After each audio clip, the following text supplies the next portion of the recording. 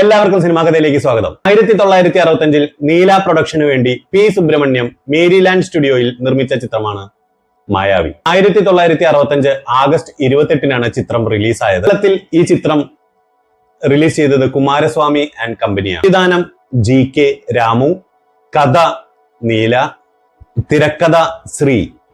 അഭിനേതാക്കൾ മെയിനായിട്ട് പ്രേം നസീർ, അടൂർ ബാസി, കൊട്ടാരക്കര ശ്രീധരൻ നായർ, ഷീല, തിക്കുറിശി, ശാന്തി, പിന്നെ ഒരു ഭരതൻ എന്ന് പറഞ്ഞിട്ടുള്ളൊരു മെയിൻ ആയിട്ടുള്ള ഒരു കഥാപാത്രമുണ്ട്. സിനിമ തുടങ്ങുമ്പോൾ തന്നെ കാണിക്കുന്ന ഒരു തറവാട്ടിലെ സ്വത്ത് വിഭജനവുമായിട്ട് ബന്ധപ്പെട്ടിട്ടാണ്. അപ്പൊ അവിടുത്തെ കാരണവര് അവര് എല്ലാവരും അമ്മാവൻ എന്നാണ് വിളിക്കുന്നത്. അപ്പോ അദ്ദേഹത്തിന് സുഖമില്ല. അപ്പൊ അദ്ദേഹത്തിന്റെ വൈഫായിട്ടാണ് ആറന്മുള ഉള്ളത്. അതിൽ അത്യാവശ്യം വേണ്ട നല്ലൊരു ക്യാരക്ടർ തന്നെയാണ് അവർ ചെയ്യുന്നത്.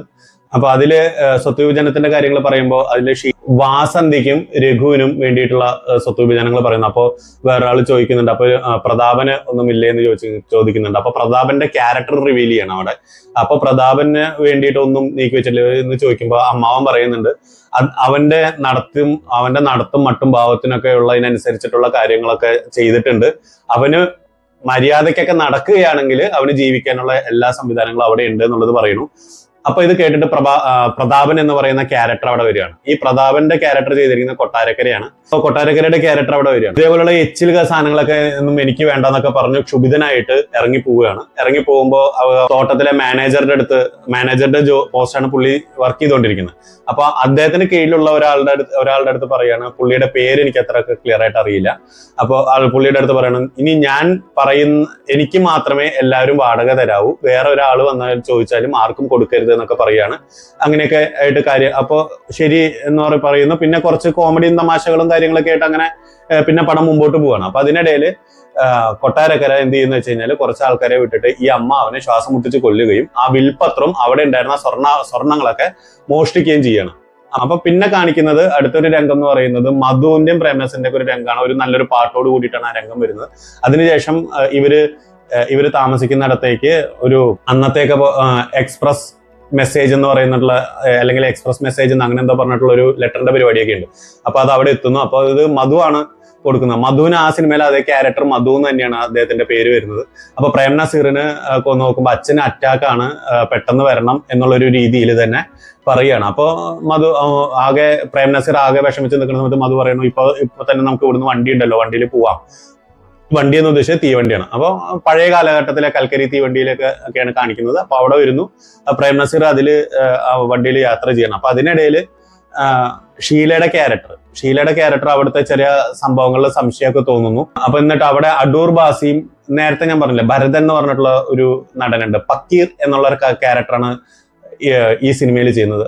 പല സന്ദർഭങ്ങളിലും അടൂർ ബാസിയുടെ മുകളിൽ പെർഫോമൻസ് ചെയ്തിട്ടുണ്ട് ഈ പക്കീർ എന്ന് പറയുന്നത്. പഴയകാല ആൾക്കാർക്കൊക്കെ അറിയുന്നുണ്ടാവും അദ്ദേഹത്തിന്റെ റേഞ്ച് എന്താണ് എന്നൊക്കെ ഉള്ളത്. ഞാൻ ഈ സിനിമയിലാണ് കണ്ടത്. അപ്പൊ അതിൽ അദ്ദേഹത്തിന്റെ റേഞ്ച് അതിഗംഭീരമായിരുന്നു. ഒരു ബാസിക്കും മുകളിൽ നിൽക്കുന്ന ഒരു പെർഫോമൻസ് ആയിരുന്നു പുള്ളിയുടെ. പേഴ്സണൽ അഭിപ്രായമാണ് കേട്ടോ. ബാസിയും പക്കീറും കൂടിയിട്ട് കാണുന്ന സമയത്ത് ഷീല പറയുന്നു, ഒരു ലെറ്റർ തരാം, അതിപ്പോ പെട്ടെന്ന് രഘു വരുന്നുണ്ട്, അതായത് പ്രേം നസീറിന്റെ ക്യാരക്ടർ വരുന്നുണ്ട്, ഭദ്രമായിട്ട് അവിടെ കൊണ്ടുപോയി കൊടുക്കണം എന്ന് പറയുന്നുണ്ട്. അതായത് ഇവളൊരു രഹസ്യം കേൾക്കുകയാണ്. അപ്പൊ അത് നടപ്പിലാക്കാൻ വേണ്ടിയിട്ട്, അതായത് ഈ രഘു വരുമ്പോ തന്നെ അയാളെ ഇവിടെ എത്തരുത് എന്ന് പറഞ്ഞിട്ട് പ്രതാപൻ 2 ഗുണ്ടകൾക്ക് നിർദ്ദേശം കൊടുക്കുന്ന ഇവള് കേട്ടിരുന്നു. അപ്പൊ ഇത് കാണുമ്പോൾ തന്നെ ശരി. അത് പക്ഷെ അടൂർ ബാസിയുടെ ക്യാരക്ടറും പക്കീറിന്റെ ക്യാരക്ടറും അറിയില്ല. ഇത് ഷീല കേട്ടു. ഷീല ഒരു ലെറ്ററിൽ എഴുതിയിട്ട് ഇവർക്ക് കൊടുക്കുന്നു. അപ്പൊ ബാസി പറയുന്നുണ്ട്, ഇത്രയും ദൂരമൊക്കെ എങ്ങനെയാ നടന്നിട്ട് പോവാന്നൊക്കെ പറയുമ്പോൾ സൈക്കിളിൽ പൊക്കോളൂ എന്ന് പറയുന്നു. അപ്പൊ ഓക്കെ എന്ന് പറഞ്ഞിട്ട് അവർ ഈ ലെറ്റർ മേടിച്ചിട്ട് പോവുകയാണ്. ലെറ്റർ മേടിച്ചിട്ട് പോകുമ്പോൾ അവർ റെയിൽവേ സ്റ്റേഷനിൽ എത്തിയിട്ട്, അപ്പൊ ട്രെയിൻ വരുന്ന സമയമാണ്. അപ്പൊ ട്രെയിൻ വരുമ്പോൾ റെയിൽവേ സ്റ്റേഷനിൽ വരുന്നു. അപ്പൊ ഈ പക്കീർ എന്ന് പറഞ്ഞ ക്യാരക്ടറും ഈ അടൂർ ബാസി ഒന്നും ഇവരെ കണ്ടിട്ടില്ല. അപ്പോ കൊച്ചുമുതലാളി എന്നൊക്കെ പറഞ്ഞിട്ട് ഇങ്ങനെ കുറച്ച് പേരുടെ പുറകിലൊക്കെ നടക്കുന്നു. അപ്പൊ ആ സമയത്ത് കുറച്ച് നല്ല കോമഡിയും കാര്യങ്ങളൊക്കെ ഉണ്ട്. അപ്പൊ പ്രേം നസീറിനെ കാണുമ്പോൾ അടൂർ ബാസി ചോദിക്കുന്നു, ഇന്ന തോട്ടത്തിലത്തെ ഇന്ന ആളല്ലേ എന്നൊക്കെ, തോട്ടത്തിലെ മാനേജർ മുതലാളിയുടെ മോനൊക്കെ അല്ലേ എന്നൊക്കെ ചോദിക്കുന്നു. അതേന്ന് പ്രേം നസീർ പറയുന്നു. അപ്പൊ തന്നെ ഈ ലെറ്റർ പ്രേം നസീറിന് കൊടുക്കുകയാണ്. ഇപ്പൊ പ്രേം നസീർ ആ ലെറ്റർ പൊട്ടിച്ച് വായിക്കുമ്പോൾ കാര്യം മനസ്സിലാവും. അപ്പൊ തന്നെ ഒരു കാര്യം ചെയ്യണം. പ്രേം നസീർ നേരെ എന്തെന്ന് വെച്ച് കഴിഞ്ഞാല് ഈ സാധനങ്ങളും പുള്ളി വെച്ചിരുന്ന ക്യാപ്പ് അങ്ങനെയുള്ള സാധനങ്ങളൊക്കെ അടൂർ ബാസിക്കും പക്കീറിനും കൊടുക്കും. അപ്പൊ പക്കീർ സാധനങ്ങളൊക്കെ തലച്ചുമടിട്ടും ഇപ്പൊ ഞാനാണ് കൊച്ചുമുതലാളി എന്നും പറഞ്ഞിട്ട് അടൂർ ബാസി ഫ്രണ്ടിലേക്ക് പോകുന്നു. അപ്പൊ ഈ ഗുണ്ടകൾ തെറ്റിദ്ധരിച്ചിട്ട് ഈ അടൂർ ബാസിയായിട്ട് ഫൈറ്റ് ആണ്. ആ സമയത്ത് നല്ലൊരു കിടിലം ഫൈറ്റ് ഒക്കെ ഉണ്ട്. അന്നത്തെ കാലഘട്ടത്തിലെ നല്ലൊരു ഫൈറ്റും കാര്യങ്ങളൊക്കെ ഉണ്ട്. പ്രേം നസീർ വീട്ടിലെത്തുമ്പോഴാണ് അറിയുന്നത് തന്റെ അച്ഛൻ മരിച്ചുപോയ വിവരം അറിയുന്നത്. പിന്നെ അടുത്തൊരു സീനായിട്ട് കാണിക്കുന്ന കാര്യങ്ങൾ എന്താ വെച്ചാൽ പ്രേം നസീറിനെ പെട്ടെന്ന് ബുദ്ധിയില്ലാത്ത ഒരു ക്യാരക്ടറായിട്ടാണ് അതായത് ബുദ്ധിയില്ല നല്ല ഒരു ഭ്രാന്തായ പോലെ, അച്ഛന്റെ ഈ ഒരു മരണം കണ്ടതോടുകൂടി ഭ്രാന്തായ പോലെയൊക്കെയാണ് പിന്നെ കാണിക്കുക. അപ്പോൾ ഷീലയ്ക്കും ഇത് കാണുമ്പോൾ ഭയങ്കര വിഷമാവുകയാണ്. അമ്മയുടെ ക്യാരക്ടറിനടക്കം നല്ല വിഷമം വരികയാണ്. അപ്പൊ അങ്ങനെ നല്ല വിഷമത്തിൽ കൂടെ നിൽക്കുമ്പോൾ തിക്കുറിശി പറയാണ്, മോള് ഇവന്റെ ഒപ്പം തന്നെ കുറെ നേരം സ്പെൻഡ് ചെയ്യുക, അപ്പോൾ ഇവർക്ക് എന്തെങ്കിലും തരത്തിലുള്ള ഒരു ബോധം തിരിച്ചു കിട്ടാൻ സഹായമായിരിക്കും, ബുദ്ധിയിലേക്ക് നിന്നെ ഓർമ്മ വരാനൊക്കെ സഹായിക്കും എന്നൊക്കെ പറഞ്ഞിട്ട് കാണിക്കുകയാണ്. അപ്പോൾ ഓക്കെ എന്നൊക്കെ പറഞ്ഞു. അപ്പൊ പിന്നെ ഷീലയ്ക്ക് ഭയങ്കരമായിട്ടുള്ള വിഷമം കാര്യങ്ങളൊക്കെ വരികയാണ്. ഇവന്റെ ഈ ഇതൊക്കെ കാണുമ്പോൾ അത്രയും ആത്മാർത്ഥമായിട്ട് സ്നേഹിച്ച ഒരാള് ഇത്രയും ഒരു അവസ്ഥയാണല്ലോ എന്നുള്ളതൊക്കെ ആലോചിച്ചിട്ടായിരിക്കാം. അപ്പൊ ആ സമയത്ത് ഇത് പ്രേം നസീർ ഇങ്ങനെ ഇടയ്ക്കിടയ്ക്ക് ഇങ്ങനെ നോക്കണ്ട, ആ സമയത്ത് ഒരു പാട്ടൊക്കെ ഉണ്ട് കേട്ടോ. അപ്പൊ പ്രേം നസീർ ഇങ്ങനെ ഇടയ്ക്ക് നോക്കുമ്പോൾ തിക്കുറിശി പിന്നെ നോക്കുന്നതും തിക്കുറിശി കണ്ണു തുടക്കുന്നതൊക്കെ കാണുന്നുണ്ട്. അപ്പൊ അതൊക്കെ കഴിഞ്ഞിട്ട് തിക്കുറിശി ഇങ്ങനെ മാറിക്കഴിഞ്ഞതിന് ശേഷം ഇവൻ ഷീലയോട് പറയാണ്, നിനക്ക് ഇപ്പോഴും കാര്യമൊന്നും മനസ്സിലായിട്ടില്ലേ എന്ന് ചോദിക്കണം. അപ്പൊ ഷീലയുടെ ക്യാരക്ടറാണ്. അപ്പൊ വാസന്തി തിരിച്ചു എന്താ ഇപ്പൊ ഒരു അന്താളിച്ചിങ്ങനെ നോക്കുന്ന സമയത്ത് എനിക്ക് പ്രാന്തൊന്നും ഇല്ല, ഞാനിങ്ങനെ അഭിനയിച്ചതാണ്. കാരണം നീ തന്നെ എന്നെ ലെറ്റർ തന്നപ്പോ തന്നെ എനിക്ക് കാര്യങ്ങൾ മനസ്സിലായി. കാരണം ആള് മാറിയിട്ട് ബാക്കിയുള്ളവരെ തല്ലിയില്ലോ. അപ്പൊ ഞാൻ ശരിക്കും അത് മനസ്സിലാക്കാണ്ട് വന്നിട്ടുണ്ടെങ്കിൽ എന്നെ അവർ അപായപ്പെടുത്തുമായിരുന്നു എന്നുള്ളത് പറയാണ്. ഇപ്പൊ തൽക്കാലം നീ എന്റെ അമ്മയോടും നിന്റെ അച്ഛനൊന്നും ഈ വിവരങ്ങൾ അറിയണ്ട എന്നുള്ള രീതിയിൽ കാര്യങ്ങൾ പറയാണ്. ഇല്ല പറയണ്ട, അത് ഭയങ്കര വിഷമാരി വെക്കുമ്പോൾ ഇല്ല, അതിപ്പോ തൽക്കാലം നിവൃത്തിയില്ല, നമ്മൾ അങ്ങനെ പറയാതിരിക്കുന്നത് തെറ്റ് തന്നെയാണ്, പക്ഷെ നമുക്ക് നിവൃത്തിയില്ല. കാരണം അമ്മ വളരെ ശുദ്ധ മനസ്സുകൊണ്ട് ചിലപ്പോൾ ആരോടെങ്കിലും എന്തെങ്കിലുമൊക്കെ പറഞ്ഞു പോകാനുള്ള കാര്യങ്ങളൊക്കെ ഉണ്ട് എന്നൊക്കെ പറഞ്ഞ് മനസ്സിലാക്കുകയാണ്. പിന്നെ അങ്ങനെ അപ്പോ ഷീല ചോദിക്കുന്നുണ്ട്, ഇനിയിപ്പോ എന്ത് ചെയ്യും, തോട്ടത്തിലുള്ള അവസ്ഥയൊക്കെ ഭയങ്കര മോശമായിട്ട് നിൽക്കല്ലേ. ഇല്ല, ഞാൻ എന്റെ കൂട്ടുകാരനെ ലെറ്റർ അയച്ചിട്ടുണ്ട്, അതായത് മധുവിന്റെ ക്യാരക്ടറിനോട് ലെറ്റർ അയച്ചിട്ടുണ്ട്, നീ ഇങ്ങോട്ട് വരണം എന്ന് പറഞ്ഞിട്ട് ലെറ്റർ അയച്ചിട്ടുണ്ട് എന്ന് പറയണം. അപ്പൊ പിന്നെ കാണിക്കുന്നത് മധു വരുന്നു, മധുവിന് ലെറ്റർ അയച്ചിട്ടുണ്ട്, കൂട്ടുകാരെ നീ എനിക്ക് എന്റെ ഈ ലെറ്റർ കിട്ടിയതിന് നീ മറുപടി അയക്കരുത്, എന്നെ കാണാൻ വേണ്ടി വരണ്ട, ഒന്നും വേണ്ട, ഇവിടുത്തെ സ്ഥിതി കുറച്ച് വഷളാണ്, നീ വന്നിട്ട് എങ്ങനെയെങ്കിലും കമ്പനിയിൽ അതായത് തോട്ടത്തിലെ ജോലി നീ തരാക്കണം, ഇന്നാളെ കണ്ടിട്ട് എന്റെ പേരോ ഇതൊന്നും പറയരുത്, ഞാൻ പിന്നെ എങ്ങനെയെങ്കിലും നമ്മൾ തമ്മിൽ പിന്നെ എപ്പോഴെങ്കിലും ഒക്കെ കാണാം, ഒരു അവസരം നമുക്ക് ഉണ്ടാക്കാം എന്നുള്ള രീതിയിൽ പറയണം. അത്രയും ഇന്റിമേറ്റ് ഫ്രണ്ടാണ്.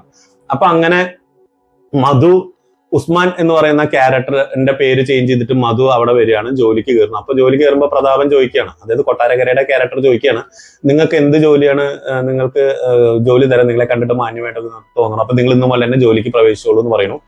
അതിനു മുമ്പായിട്ട് തന്നെ അപ്പൊ ഈ മധു എൻട്രി ചെയ്യുന്നതിന് മുമ്പ് തന്നെ വേറൊരു സംഭവം കൂടി ഉണ്ട്. അപ്പൊ പ്രതാപൻ തോട്ടത്തിൽ കൂടെ അങ്ങനെ നടന്നു വരികയാണ്. പ്രതാപൻ തോട്ടത്തിൽ കൂടെ നടന്നു വരുമ്പോൾ അതിസുന്ദരിയായിട്ടുള്ള ഒരു യുവതി തേയില നുള്ളിക്കൊണ്ടിരിക്കുന്നത് കാണുമ്പോ പറയാണ്. അപ്പൊ ഈ പ്രതാപന്റെ നേരെ അടുത്തുള്ള ഒരാള് ഈ പെണ്ണാരാണ് എന്താന്നൊക്കെ പറയുന്നത്, ജയന്തി എന്നാണ് ആ കഥാപാത്രത്തിന്റെ പേര്. ആ കഥാപാത്രം ചെയ്തിരിക്കുന്നത് ശാന്തി എന്ന് പറയുന്ന ആക്ട്രസ് ആണ്. അപ്പൊ നീ ഇനി മുതൽ ഒരു കാര്യം ചെയ്താൽ മതി, നീ ഇനി മുതൽ എന്റെ ഓഫീസിൽ വർക്ക് ചെയ്താൽ മതി, നാളെ അങ്ങോട്ട് വരാൻ പറഞ്ഞു. അപ്പൊ അവള് പറയുന്നത് ഞാൻ എന്റെ അച്ഛനോട് ചോദിച്ചതിന് ശേഷം വരാൻ പറ്റുള്ളൂ എന്ന് പറയും. അങ്ങനെ ജയന്തി എന്ന് പറയുന്ന ക്യാരക്ടർ അവന്റെ ഓഫീസിലേക്ക് വരുന്നു. അവന്റെ ഓഫീസിലേക്ക്, അതായത് പ്രതാപന്റെ ഓഫീസിലേക്ക് വരുന്നു. അപ്പൊ ജയന്താവന്റെ ഒരു അസിസ്റ്റന്റ് ഉണ്ടല്ലോ, പുള്ളിയാണ് അവിടെ ഉള്ളത്.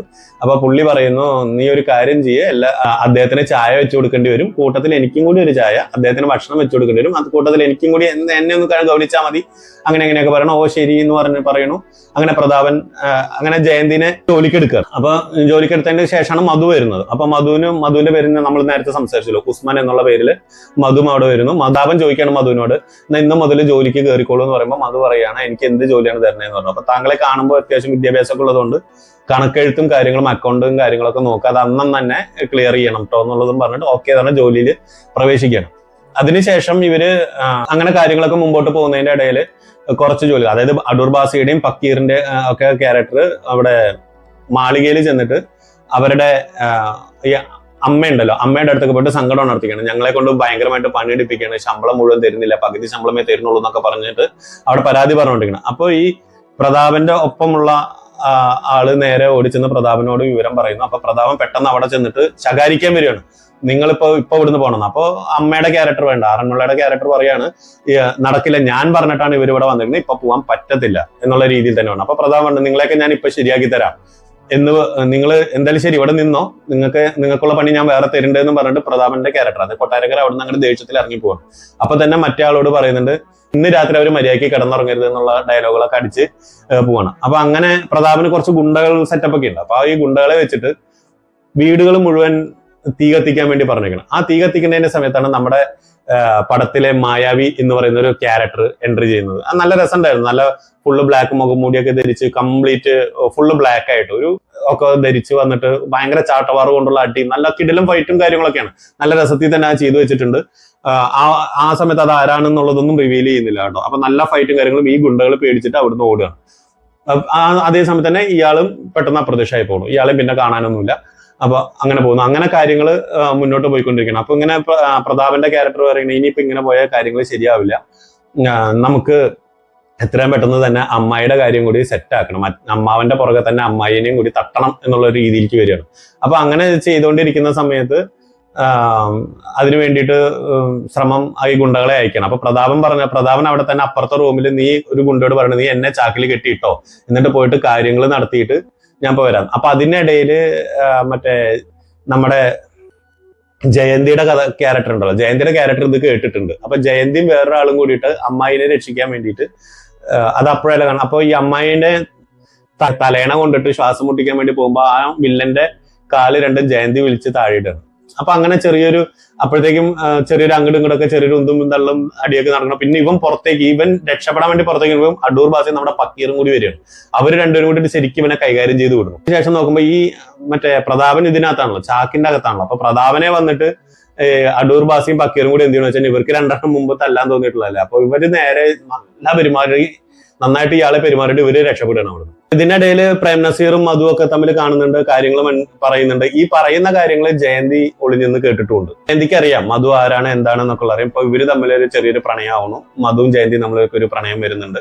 അപ്പൊ അങ്ങനെ കാര്യങ്ങൾ മുമ്പോട്ട് പോയിക്കൊണ്ടിരിക്കുന്നത്. പ്രതാപന്റെ സെറ്റപ്പ് ഇങ്ങനെ ഓരോന്ന് പൊളിഞ്ഞു പൊളിക്കുന്നു. ഇയാൾക്കും രഹസ്യ സങ്കേതങ്ങളൊക്കെ ഉണ്ട്. അപ്പൊ ഈ രഹസ്യ സങ്കേതത്തിൽ എന്താണെന്നുള്ളത് അറിയുന്നവരെ പോലീസുകാരെ ഒന്നും വിളിച്ചിട്ട് കാര്യമില്ല എന്നുള്ള ഒരു പക്ഷമാണ് പ്രേം നസീറിന്. അപ്പൊ ഇതിനിടയിൽ പ്രേം നസീറിനെ പ്രാന്താശുപത്രിയിലേക്ക് കൊണ്ടുപോകണം എന്ന് പറഞ്ഞിട്ട് പ്രതാപൻ പ്രാന്താശുപത്രിയിലേക്ക് കൊണ്ടുപോകുന്ന രംഗങ്ങളൊക്കെ ഉണ്ട്. അപ്പൊ അവിടെ വെച്ചിട്ടുള്ള ചെറിയ കോമഡിയും കാര്യങ്ങളൊക്കെ വരുന്നുണ്ട്.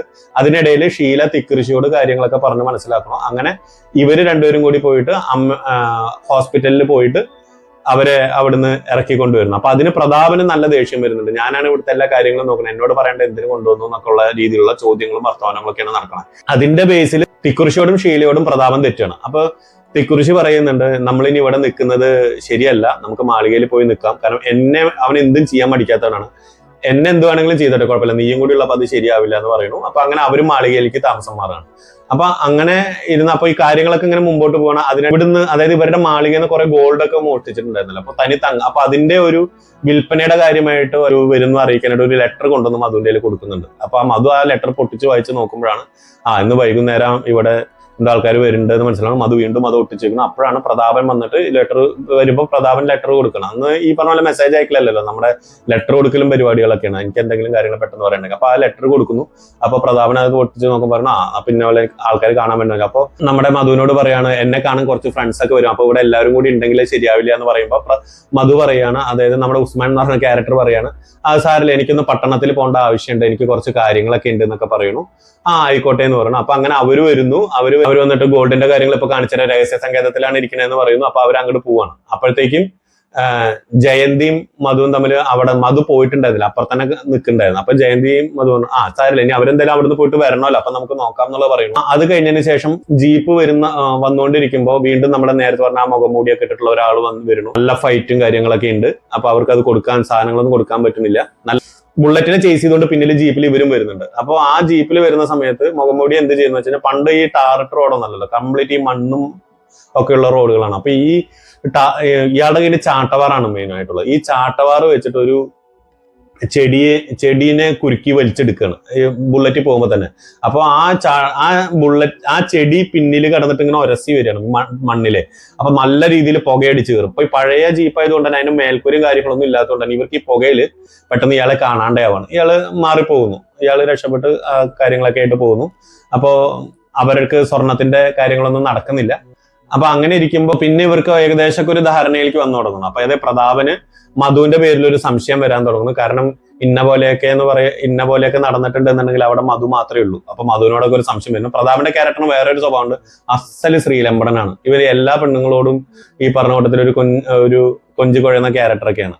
അപ്പോ ഇതിനിടയിൽ ഒന്ന് രണ്ട് സംഭവങ്ങളൊക്കെ അത് കാണിക്കുന്നുണ്ട്. ഒക്കെ കാണിക്കുന്നത് വളരെ നല്ല കോമഡി രൂപത്തിലൊക്കെയാണ് കുറെ കാര്യങ്ങളൊക്കെ കാണിച്ചു പോകുന്നുണ്ട്. അതുകൊണ്ട് തന്നെ നമുക്ക് ഒട്ടും ബോറടിപ്പിക്കൊന്നുമില്ല. നമുക്ക് ഒരിക്കലും ഒരു നെഗറ്റീവ് രീതികളിലൊന്നും അങ്ങനെ വരത്തൊന്നുമില്ല. അപ്പൊ അങ്ങനെ കാര്യങ്ങൾ മുമ്പോട്ട് പോവാണ്. ഇതിനിടയിൽ അടൂർ ബാസിയും ഈ പക്കീർ എന്ന് പറഞ്ഞ ക്യാരക്ടറും കൂടിയിട്ട് വരികയാണ്. ഒരു ലെറ്റർ. അപ്പൊ ഏത് ലെറ്ററാണ് എന്താണെന്നുള്ളതൊക്കെ നമ്മുടെ പ്രതാപൻ അവിടെ ഉണ്ടാവും. പ്രതാപൻ പെട്ടെന്ന് പിടിച്ച് മേടിക്കുകയാണ്. മേടിച്ചു നോക്കുമ്പോൾ തന്നെ കുരുക്കാനുള്ള ഒരു സംവിധാനമാണ് അതിലെന്നുള്ളത് മനസ്സിലാകുമ്പോൾ തന്നെ പ്രതാപൻ പറയണത് ഇവരെ ഒരു റൂമിൽ പൂട്ടിയിട്ടിട്ട് പറയാണ്, നിനക്കൊക്കെ ഉള്ളത് ശരിയാക്കി തരാടാന്ന് പറഞ്ഞിട്ട് മധുവിനെയും ബാസിനെയും ബക്കീറിനെയും ഒക്കെ കൂടിയിട്ട് പൂട്ടിയിടുകയാണ്. എന്നിട്ട് ഇവരെ രഹസ്യ സങ്കേതത്തിലേക്ക് കൊണ്ടുപോകും. എന്നിട്ട് അപ്പൊ ഇവരെ രഹസ്യ സങ്കേതത്തിലേക്ക് കൊണ്ടുപോകണം. അപ്പൊ ഇന്ന് രാത്രി തന്നെ കൊണ്ടുപോകണം. അപ്പൊ ഇതൊന്നും അറിയാത്ത രീതിയിൽ അപ്പൊ ജയന്തി പുറത്തേക്ക് പോകുന്നു. അപ്പൊ ജയന്തിയോട് പറഞ്ഞു നീ ഇന്ന് വരണ്ട, നാളെ വന്നാൽ മതി എന്നൊക്കെ പറയുന്നു. അപ്പൊ ജയന്തി പുറത്തേക്ക് പോയിട്ട് അവിടെ തന്നെ പരിങ്ങി നിൽക്കണം. കാരണം ജയന്തിയും അതും നമ്മൾ പ്രണയത്തിലാണല്ലോ. ജയന്തിയുടെ കയ്യിൽ ഒരു കത്തി ഉണ്ട്. അപ്പൊ കുറച്ചു നേരം കഴിഞ്ഞിട്ട് രാത്രിയായിട്ട് അംബാസഡർ കാറ് വരുന്നു. ആ കാറിന് കുറച്ച് ഗുണ്ടകൾ ഇവരെ കൊണ്ടുപോകാൻ വേണ്ടിയിട്ട് വരുന്നു. അപ്പൊ ജയന്തിയുടെ കയ്യിൽ ഒരു കത്തി പിടിച്ച് ജയന്തി അപ്പുറത്തെ ചെടികളുടെ ഇടയിൽ മറന്നു നിൽക്കുന്നുണ്ട്. അപ്പൊ ഇവരങ്ങനെ കയറി ചെല്ലുമ്പോൾ തന്നെ അംബാസഡറിന്റെ 4 വീലുകളും ടയർ ഇവള് കത്തി കൊണ്ട് കുത്തിപ്പൊട്ടിച്ച് കളയാണ്. അപ്പൊ എന്നിട്ട് ഇവള് വീണ്ടും മറക്കണം. അപ്പൊ തന്നെ പ്രതാപം ബുള്ളറ്റിൽ വരുന്നുണ്ട്. അപ്പൊ ഇവര് കയറി വന്ന് നോക്കുമ്പോൾ എന്താ പറയാ, കാറിൽ ഇനി യാത്ര ചെയ്യാൻ പറ്റില്ല എന്ന്. അപ്പൊ പ്രതാപം പറയുന്നുണ്ട് നിങ്ങളെന്ന് പറഞ്ഞൊക്കെ ഏൽപ്പിച്ചിട്ട് ഒരു കാര്യമില്ല, ശരി ഇവരെ നടന്നു കൊണ്ടുപോയി ഞാൻ ബൈക്കിൽ വന്നേക്കാം എന്നുള്ളതും പറഞ്ഞിട്ട് ഇങ്ങനെ പോവാണ്. അപ്പൊ ഇവരെ നടത്തിക്കൊണ്ടുപോകുന്ന ഇടയ്ക്ക് ജയന്തി ഇവരുടെ പുറകെ നടന്നിട്ട് ഈ രഹസ്യ സങ്കേതം കാര്യങ്ങളൊക്കെ മനസ്സിലാക്കുന്നു. അതിനിടയിൽ അവിടെ ചെല്ലുമ്പോഴാണ് അടുത്തൊരു ക്യാരക്ടർ മാലിനി എന്ന് പറയുന്ന ഒരു ക്യാരക്ടറും കൂടി അവിടെ വരികയാണ്. ഈ മാലിനി എന്ന് പറയുന്ന ക്യാരക്ടർ ജയന്തിയുടെ സഹോദരി തന്നെയാണ്. രണ്ടുപേരും ഒരേപോലെ. ശാന്തി ഈ സിനിമയിൽ അഭിനയിച്ചിരിക്കുന്നത് ഡബിൾ റോളിലാണ്. ഈ മാലിനിക്ക് പ്രതാപനെ ഭയങ്കര ഇഷ്ടമാണ്.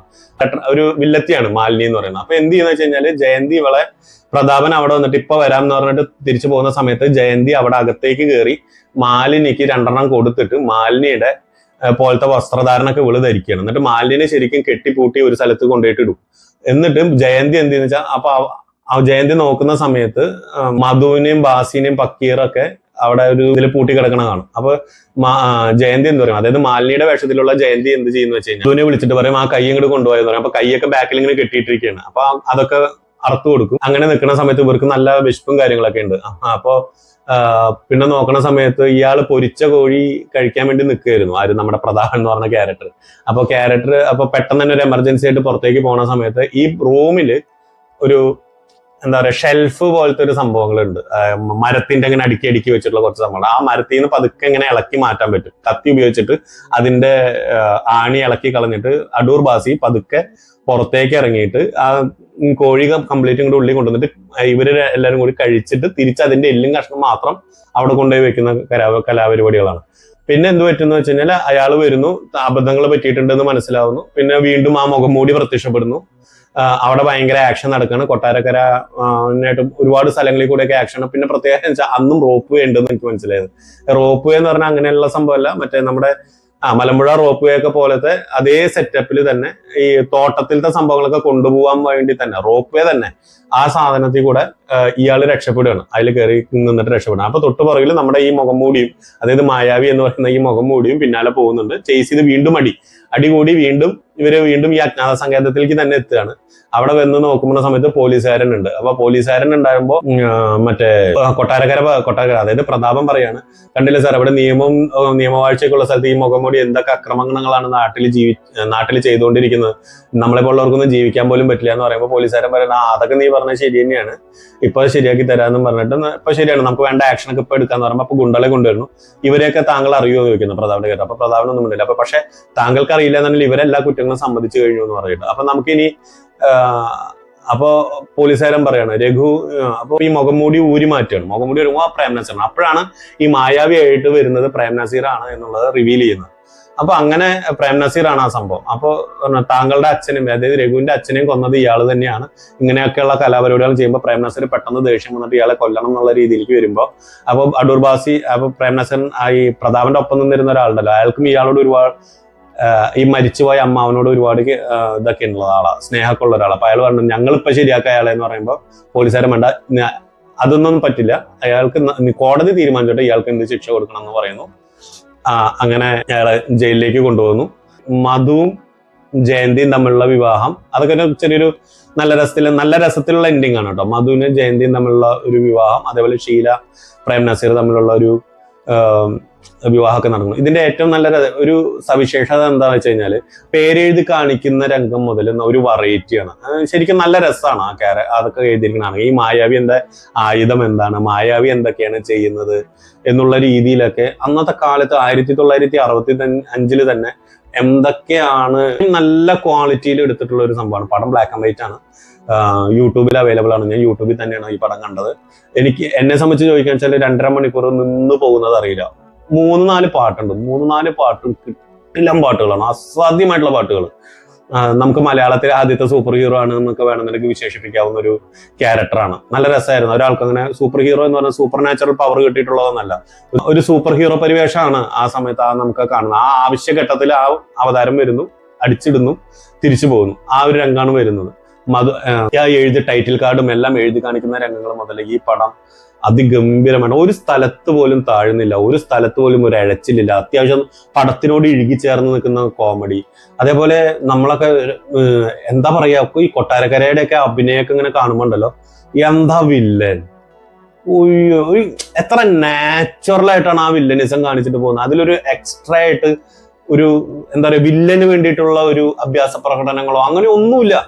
അത് ആ ക്യാരക്ടർ എന്താണ് ഡിമാൻഡ് ചെയ്യുന്ന ആ ക്യാരക്ടറിൽ അങ്ങോട്ട് പോവാണ്. അതേപോലെ തന്നെ ഈ ശാന്തി എന്ന് പറയുന്ന ക്യാരക്ടർ ഈ ജയന്തിയുടെയും മാലിന്യയുടെയും മനുഷ്യരുള്ളൂ എമ്മാരി പെർഫോമൻസ്. ആ വെറുതെ അല്ല, മലയാളം സിനിമ ഒരു കാലത്തിൽ ഇന്ത്യൻ സിനിമാ ചരിത്രത്തിൽ തന്നെ കത്തിന്നുപോയി. ഇന്നും അതേ കേട്ടോ. അതല്ല എന്ന് പറഞ്ഞാൽ അന്ന് എന്തോരം എത്ര ചിന്തിച്ചിട്ടാണ് ഇങ്ങനത്തെയൊക്കെ സിനിമകൾ എടുത്തിരിക്കുന്നത് എന്നുള്ളതാണ്. എന്തായാലും ഭയങ്കരമായിട്ടുള്ള സിനിമ. ഈ സിനിമകളൊക്കെ തിയേറ്ററിൽ പോയി കണ്ടിട്ടുള്ളവരുടെ കാര്യം ഒന്നും പറയാനില്ല. എന്നെ സംബന്ധിച്ചിട്ട് കിടിലം പടം, ഒരു രക്ഷയില്ല. തീർച്ചയായിട്ടും കണ്ടു നോക്കുക. കണ്ടിട്ട് ഇഷ്ടപ്പെട്ടിട്ടുണ്ടെങ്കിൽ എന്തായാലും കമന്റ് ചെയ്യുക. ബ്ലാക്ക് ആൻഡ് വൈറ്റ് ആണ് പടം, അത് നോക്കേണ്ട കാര്യമില്ല. അത് നമുക്ക് ഇരുന്ന് ആസ്വദിക്കാൻ പറ്റാവുന്ന ഒരു സിനിമയാണ്. ഓക്കെ, വീഡിയോ ഇഷ്ടപ്പെട്ടെന്ന് കരുതുന്നു. ഇഷ്ടപ്പെട്ടിട്ടുണ്ടെങ്കിൽ ലൈക്കും കമന്റും ഷെയറും ചെയ്യുക. ഒന്ന് സബ്സ്ക്രൈബും കൂടി ഒന്ന് ചെയ്തേക്കണേ.